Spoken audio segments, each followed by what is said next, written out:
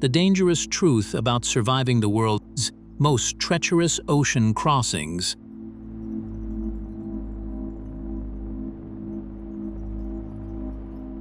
A compass needle trembles, searching for north, and never quite finds it.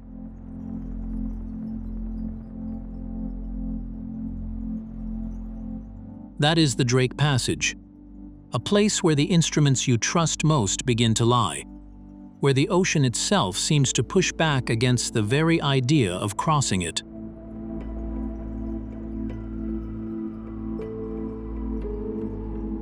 Why do ships keep trying? And why do so many of them disappear without a trace?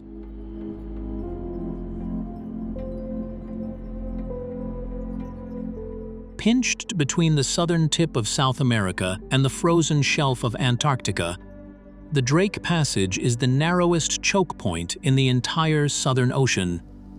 A corridor compressed, at its tightest, to a span that leaves almost no room for a ship to find shelter.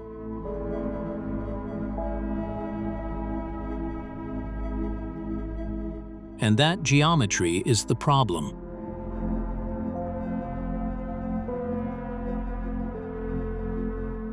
Every ocean on Earth is interrupted by coastlines, by continental shelves, by land masses that break the momentum of moving water.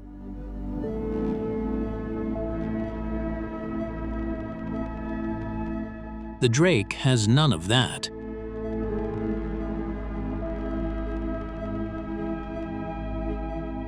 No continent intervenes, no shallow ridge deflects the current. The Antarctic circumpolar current runs completely unobstructed around the bottom of the world, building force across thousands of open ocean miles before it reaches this single, compressed corridor.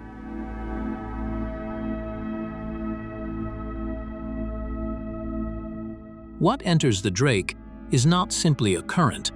It is the accumulated energy of an entire hemisphere forced through a gap.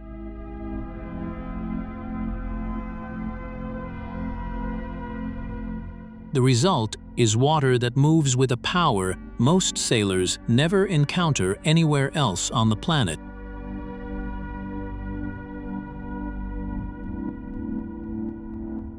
Below the waves, the seafloor beneath the Drake is not flat. It is fractured, ridged, scarred by tectonic violence.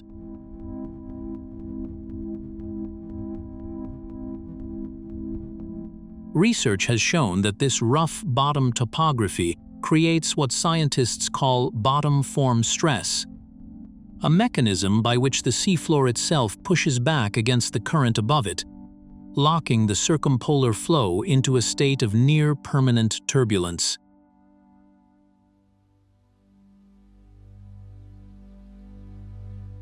This is a body of water that is turbulent from the sky all the way to the rock, 2 miles down.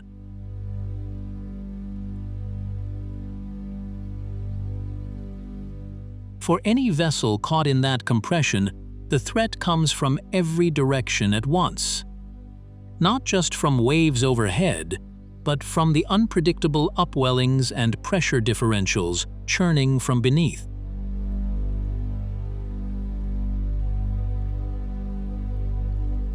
And then there is the ice.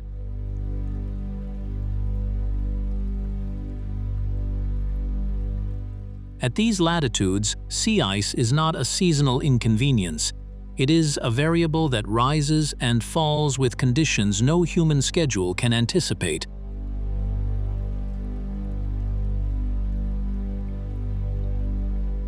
Maritime research has confirmed what sailors have long understood. The denser the ice coverage, the higher the rate of serious accidents in cold water passages.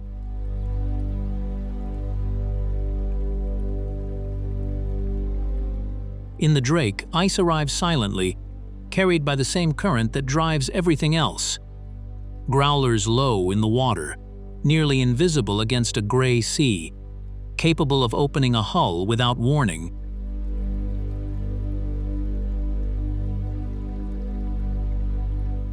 Waves, Current, depth, ice. Stacked together, they form a system with no safe margin.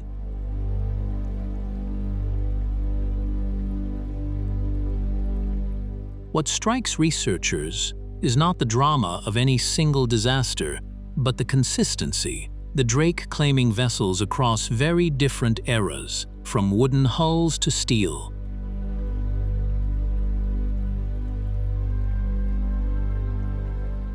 The technology changes, but the passage does not negotiate.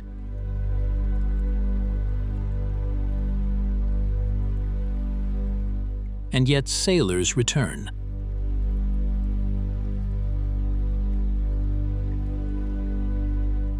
That is the detail that demands an answer. Not why ships are lost, but why the next crew sets out anyway, knowing the ledger of what this water has already taken.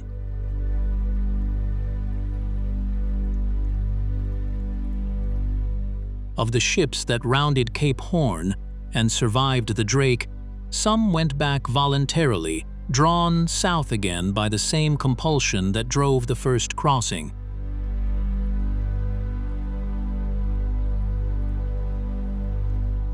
Of those who never came back, they left almost nothing.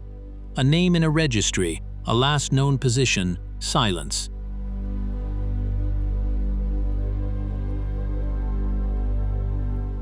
What were they chasing? And at what point does the decision to sail into something this dangerous stop being courage and become something harder to name?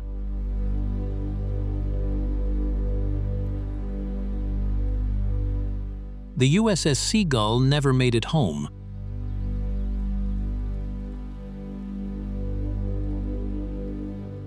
In 1839, during a U.S. exploration expedition, she was last seen riding out a storm near Cape Horn, and then nothing, no wreckage, no bodies, no explanation that history has ever settled on.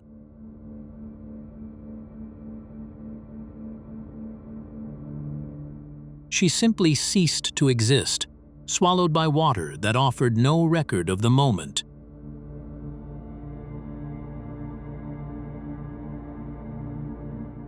What makes Cape Horn's ghost ships so unsettling is not the violence of their endings.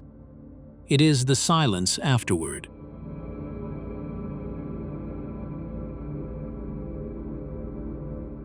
The ocean does not keep evidence the way a battlefield does. No scorched earth, no crater, no scar in the ground to mark the spot where something irreplaceable was lost.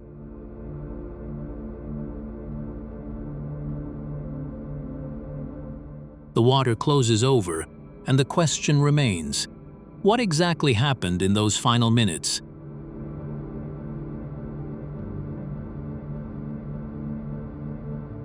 For the Seagull, historians have pieced together a partial answer.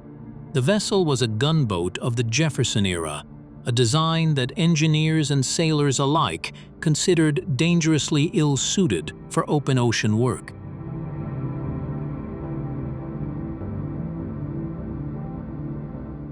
Her freeboard. The height between the waterline and the deck was low enough that heavy seas could break over her hull with almost no warning.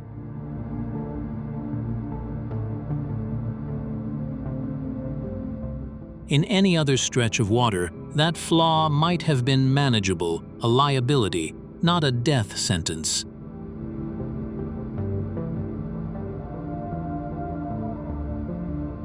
At Cape Horn, it was a death sentence.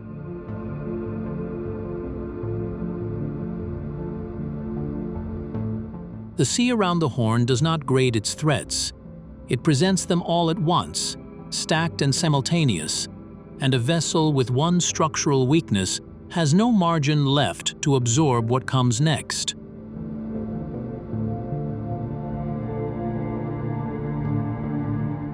And yet, sailors knew the design was flawed before the Seagull ever left port.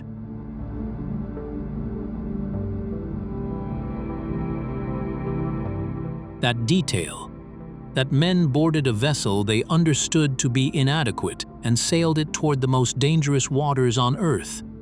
is the detail that refuses to stay historical.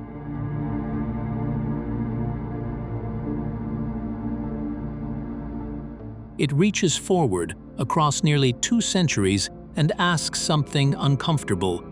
What were they really weighing when they chose to go?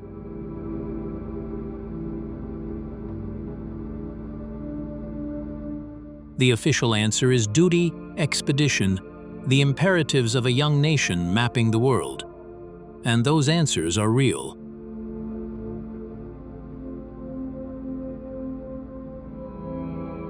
But they are not the whole answer.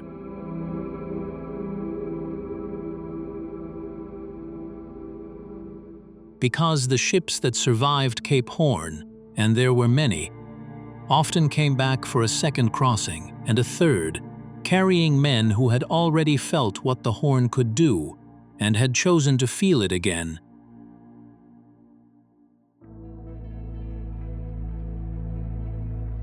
That pattern, return after survival, runs through the Cape Horn record like a current beneath the surface, quiet but constant.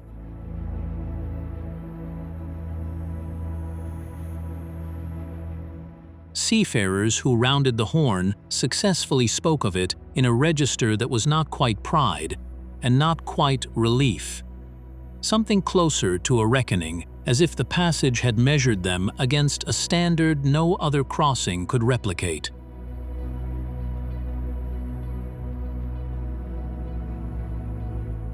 And that measurement, it seems, became its own addiction.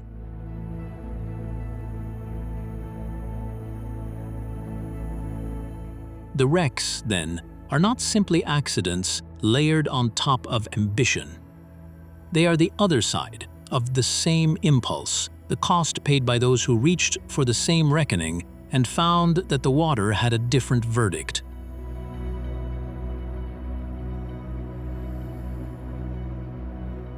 One scholar has framed it plainly. As the saying goes, the ocean begins working to sink a vessel from the moment it is launched. The sea does not wait for the storm to start its work.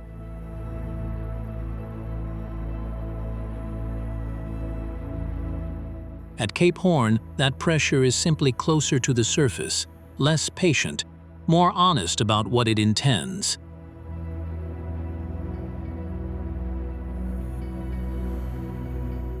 The wrecks that remain, some documented by name, most swallowed without record, are not warnings the ocean left for us to read.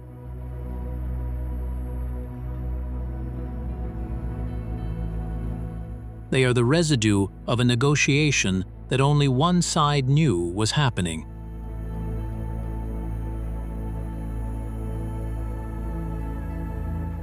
The materials changed, the hunger to cross did not.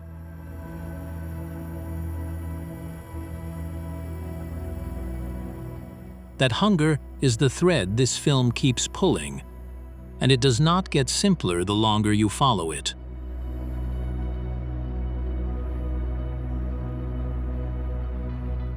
Because somewhere between the sailor who boards a compromised vessel out of duty and the one who rounds the Horn a third time, out of something he cannot fully name, the line between courage and obsession stops being visible.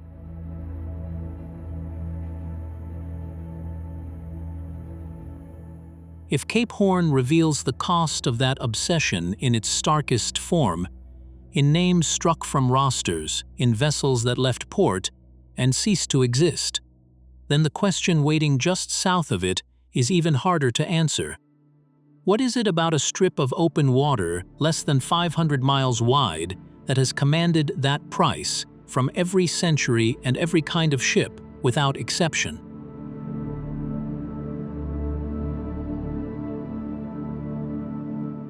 And then there is the cold. Not incidentally cold, but lethally cold, water temperatures that render hypothermia a certainty within minutes for anyone who enters it.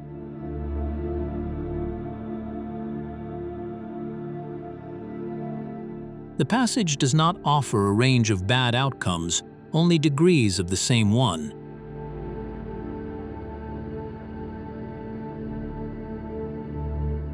What the map cannot show is the particular quality of that gap. Not a boundary between two bodies of water, but a place where water has no boundary at all, where the ocean simply continues, uninterrupted and uncontained.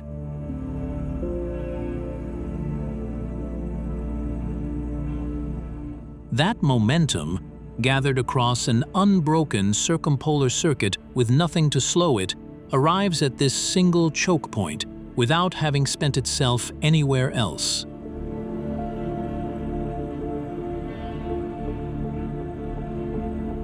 What arrives at that 496-mile slot is not simply force but something more ungovernable. Wave height, wind speed, raw kinetic energy, stripped of any landscape that might absorb or deflect it.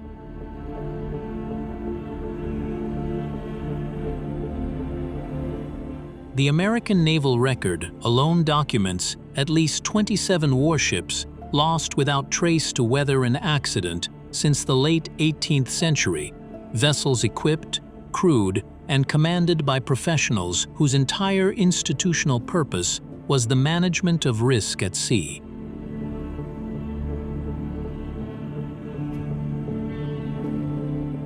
Professionalism, it turns out, is not a shield the Drake recognizes.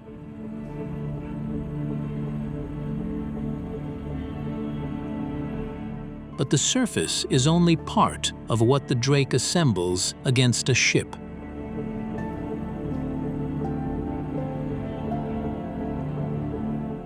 Beneath the turbulence, forces the eye cannot locate and instruments cannot anticipate.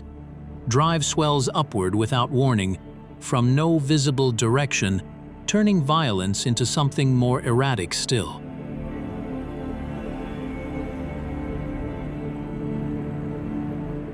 The ocean did not change between their first crossing and their second.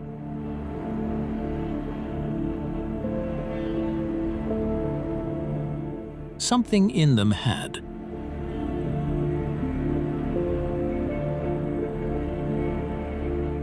A compass needle out here trembles without settling. The same image we met at the passage's opening, but it means something different now. Pulled by proximity to the magnetic pole, offering direction and doubt in equal measure, it is more accurate than any chart because the Drake does not test navigation so much as it tests the navigator's willingness to move forward while the needle refuses to be still.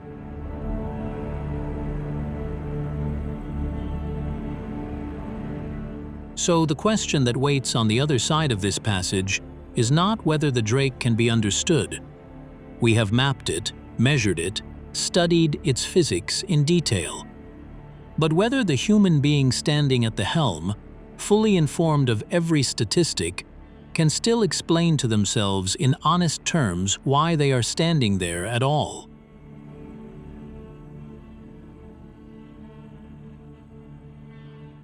Ask a sailor who has crossed the Drake Passage what they felt at the moment of departure, and most will pause before answering.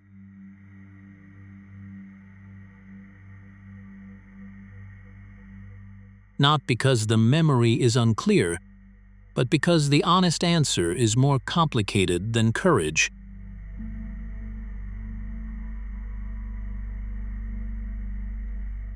Research into maritime accidents has found that roughly 80% of incidents at sea trace back not to equipment failure, not to storm severity, but to the human being making decisions aboard the vessel.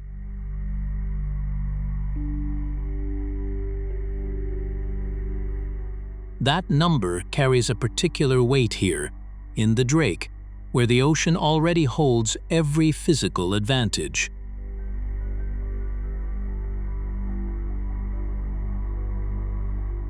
If the water is the weapon, the data tells us the crew is often the trigger.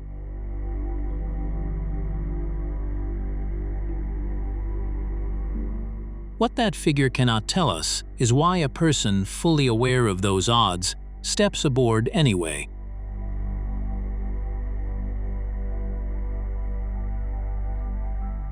That is the question this passage has been asking of human beings for centuries, and the answers have never been simple or clean.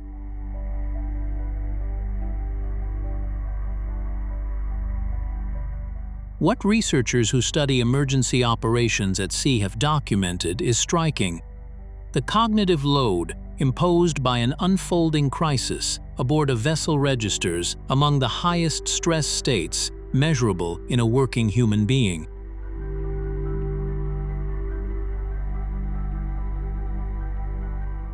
Decision-making degrades, attention narrows, and fatigue compounds each hour without rest, until the navigator's mind becomes as treacherous as the water outside the hull.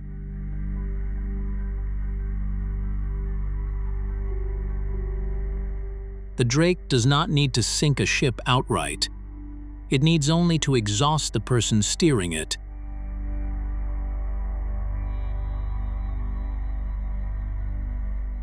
And yet the same names keep reappearing in the historical record.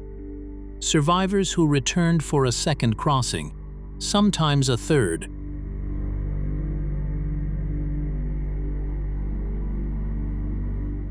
This is not recklessness, as most people understand it.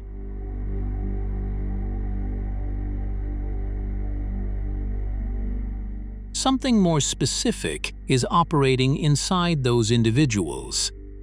Something that researchers have found surprisingly difficult to define with scientific precision.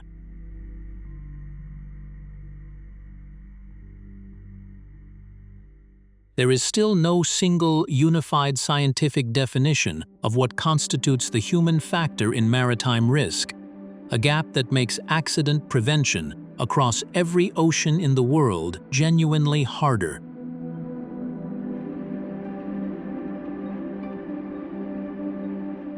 We cannot agree on what the variable is, even as that variable keeps showing up in every inquiry, every disaster report, every transcript from a vessel that didn't make it.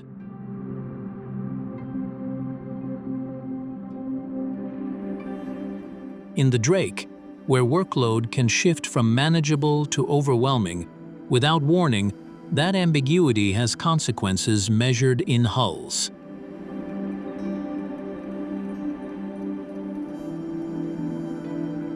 Studies have confirmed a direct, strong correlation between workload fluctuation aboard a vessel and the time that vessel spends disabled or inoperable following an incident.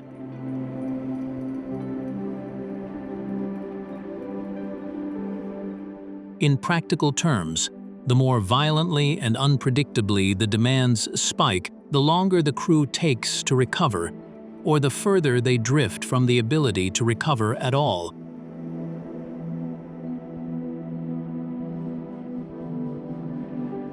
The Drake specializes in exactly that kind of spike.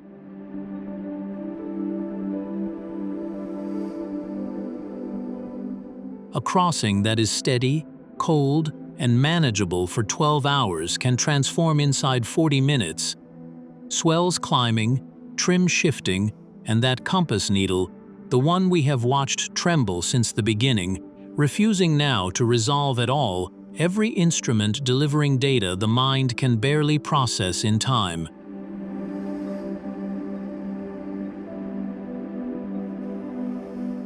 Under those conditions, the question is no longer whether the sailor is brave enough.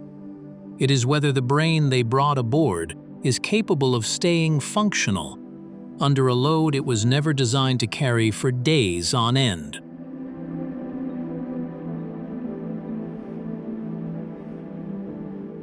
And here is what makes the Drake psychologically singular. It is not a passage that announces its danger at the moment of departure.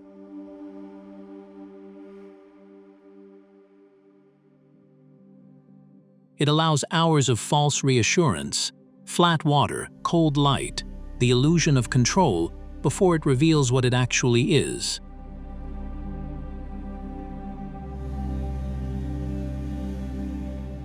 That delay is, in its own way, the cruelest mechanism of all. Because by the time the sailor understands the true nature of what they are facing, they are already too far in to turn back without facing it anyway.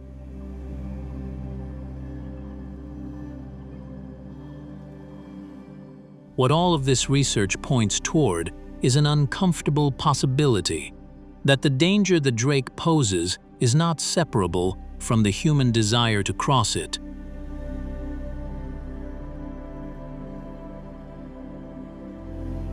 The drive and the vulnerability arrive in the same body, on the same boat.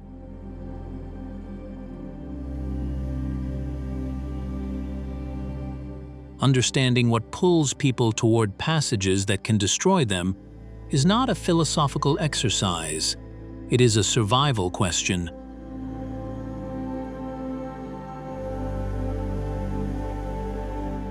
And if we cannot define what the human factor is, perhaps the Drake Passage is the most honest laboratory we have, one that keeps running the same experiment across different centuries, different vessels, different faces, and returning the same result.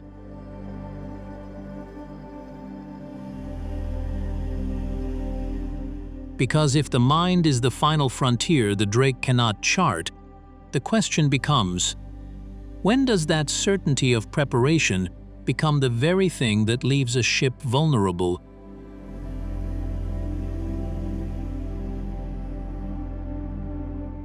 The wreck record at Cape Horn does not sort neatly by incompetence.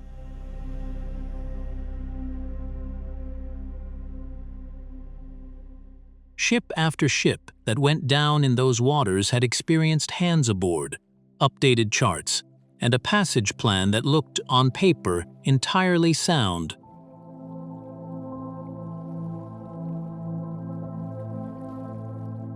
The Horn did not wait for novices.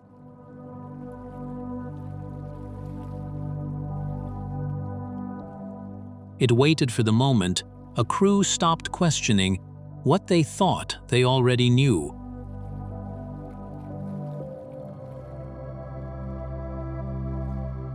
In 1923, 7 U.S. Navy destroyers ran full speed into the rocks at Point Honda, not because the officers lacked training, but because fog had reduced visibility to nearly nothing, and the lead navigator chose to trust his dead reckoning over a radio fix that told a different story.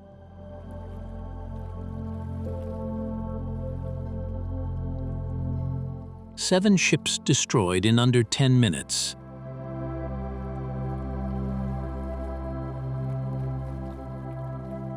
The fog did not lie to them.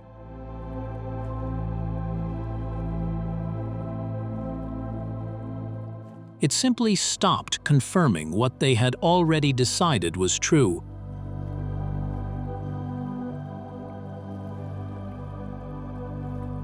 That is the specific geography of maritime disaster, not a sudden catastrophic unknown, but a gap, widening quietly, invisibly, between the margin a crew believes it holds and the margin that actually exists.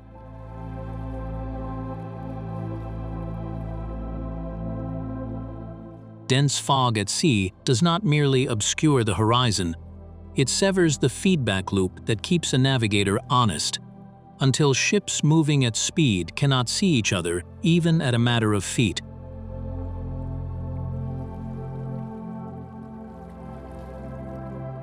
What the data shows across centuries of Cape Horn records is something subtler than tragedy.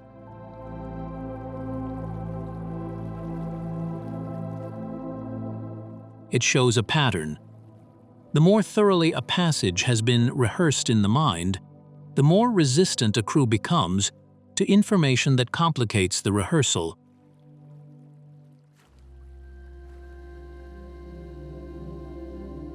Experience, paradoxically, can become the mechanism of miscalculation.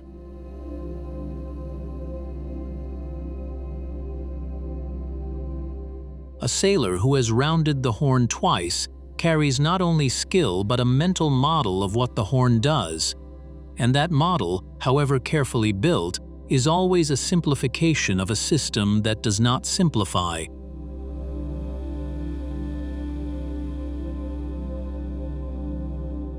Here is what makes that dangerous. The horn's violence is not constant.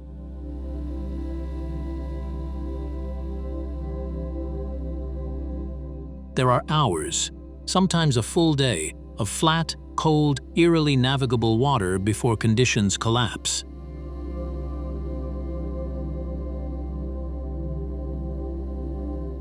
That calm is not a reprieve.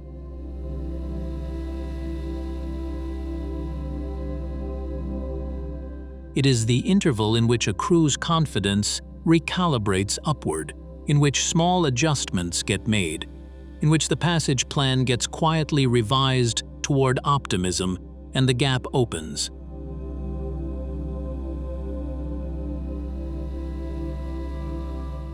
The most common proximate cause of hull loss in these latitudes is not a rogue wave landing without warning, it is flooding through a hull already under stress.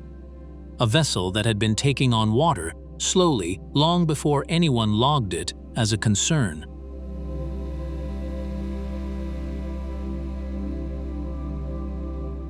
The sea does not need to surprise you.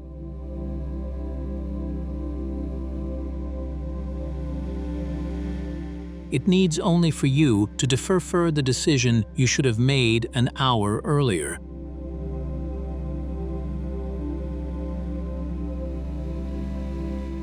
This is what the wreck record means when read as a whole.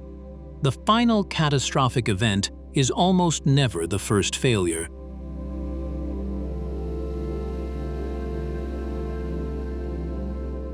It is the last one, the one that closes a sequence assembled step by step out of judgments that each seemed reasonable in isolation.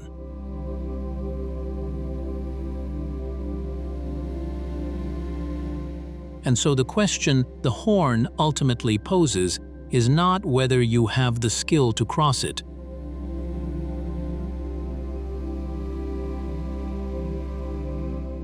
The question is whether, in the hours when the water is flat and the passage plan is holding, and your own track record is whispering that you have done this before, you can still read what the instruments are actually telling you, rather than what you need them to say.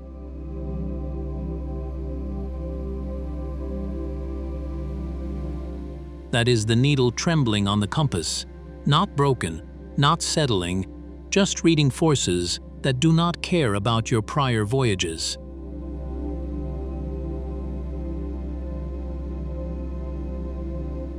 Which raises something the wreck data alone cannot answer.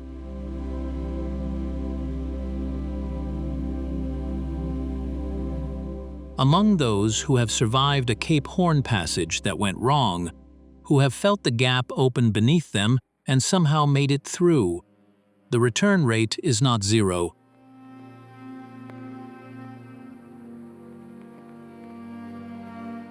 It is not even low.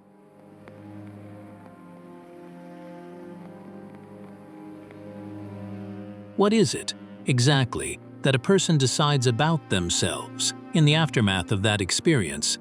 Not the ordeal, but the survival, that makes the horn feel like a place worth returning to.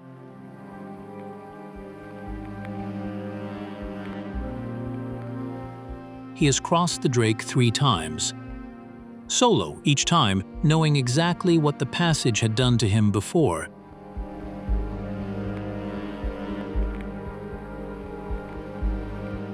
That is not courage in any simple sense, and the sailors who keep returning will tell you so themselves.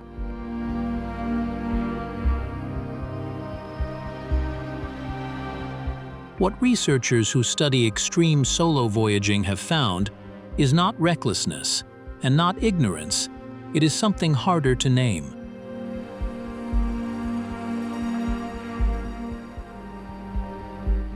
Solo sailors who attempt the Drake today do so with more data than any previous generation: satellite forecasting, emergency beacons, hull materials that would have seemed miraculous to earlier crews.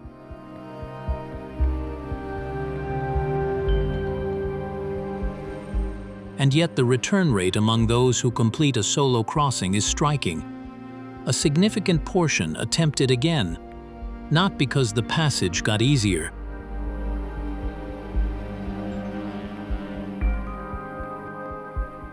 The Drake has not changed its character.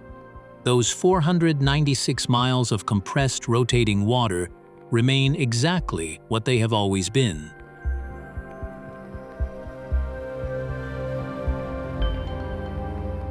What changes, sailors report, is something interior, a recalibration so deep it cannot be undone by coming home.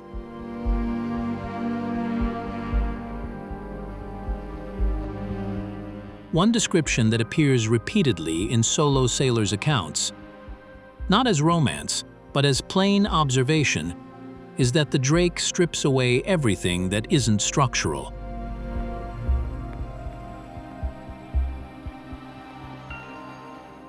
Sleep deprivations across 4 to 6 days in the passage window, decision fatigue compounding against cold and noise, and the particular brutality of a 40-foot wave when you are the only person aboard.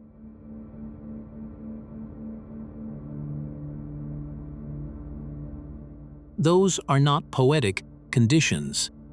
They are the clinical conditions under which cognitive load research predicts the worst outcomes.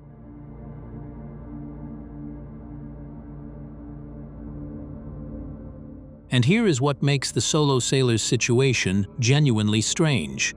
They know this.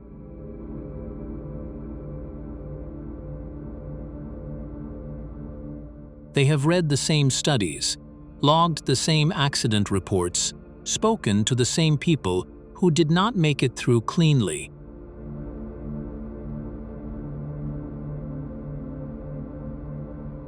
That asymmetry does not disappear with experience.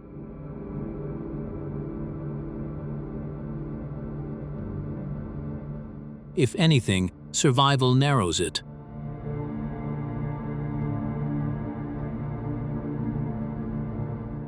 A sailor who has crossed once carries a new internal map. I have been in those conditions. I have made those calls. I am still here.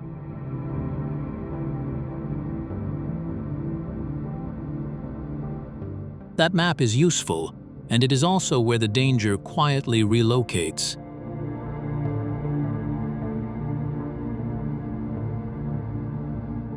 Because the Drake that appears on the second crossing is not obligated to resemble the first.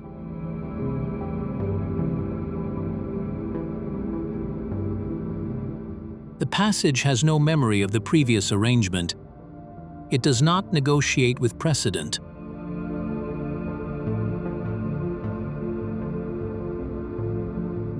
What the data on solo voyaging suggests is that the most experienced sailors are not immune to this. They are, in a specific sense, more exposed to it.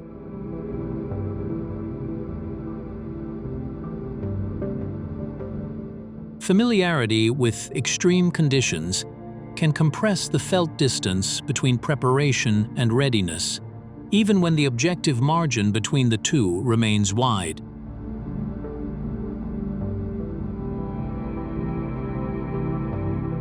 Dead reckoning, that centuries-old practice of estimating position through accumulated calculation rather than confirmed fix, is still used in some form by every solo sailor when electronics fail.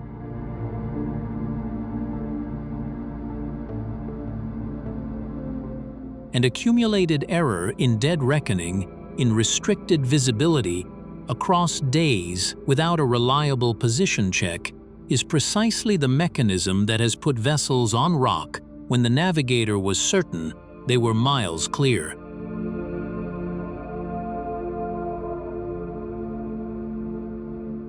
The instrument may be digital now. The vulnerability is the same one charted long before GPS.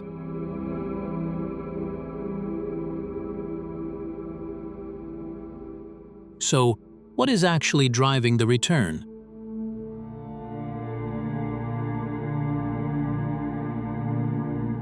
When solo sailors are pressed on this, not in the glow after landfall, But in the months between voyages when the body has recovered and the fear has returned, the answers converge on something unexpected.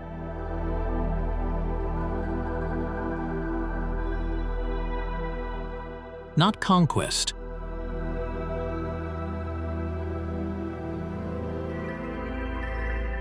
They do not describe the drake as something they defeated.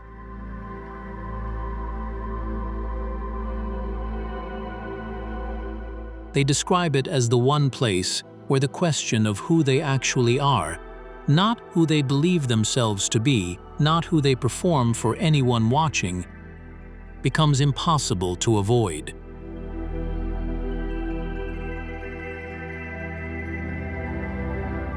The ocean in those conditions is not interested in biography.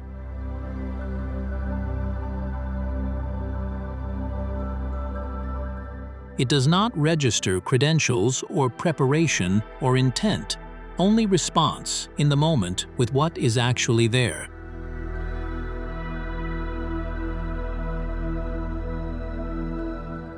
That is a form of clarity that is almost impossible to find anywhere else, and it appears to be addictive in ways that have nothing to do with adrenaline.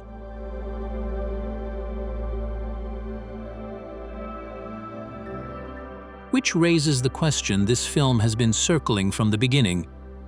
Where does courage end and obsession begin?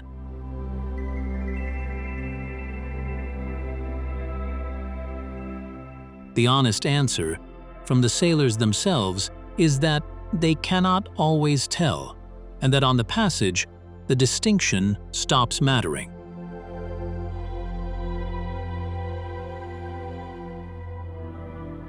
Fear and forward motion arrive together.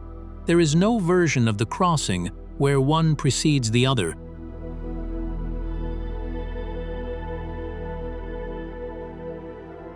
What the solo sailors describe is not the absence of fear, but its integration, a state in which the impulse to push through and the awareness of real danger are not opposing forces but a single compound sensation.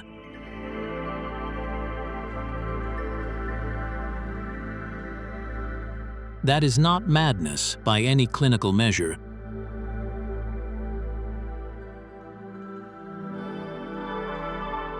But it is also not what most of us mean when we say courage.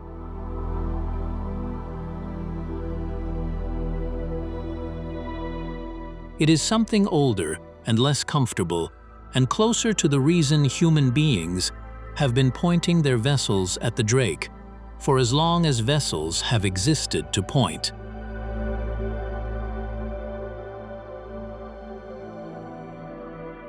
Every century of crossings, sail, steam, steel, carbon fiber, adds another layer to the wreck record and another chapter to the survivor accounts.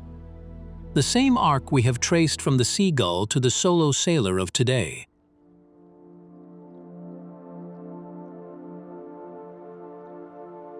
The technology improves, the mortality does not reach zero, the sailors keep coming.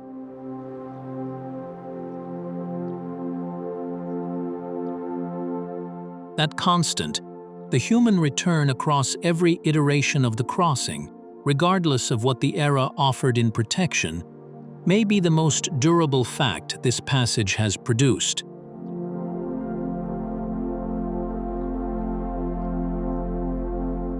Not a triumph of preparation,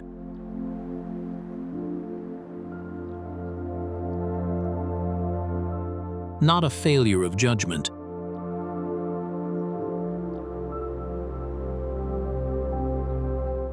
Something more unsettling, a depth in us that the ocean did not create, but that it is uniquely capable of revealing.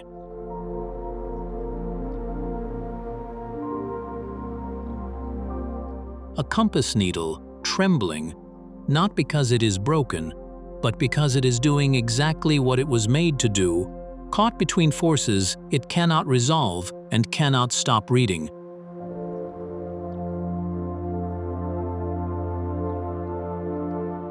We have been charting these waters for centuries.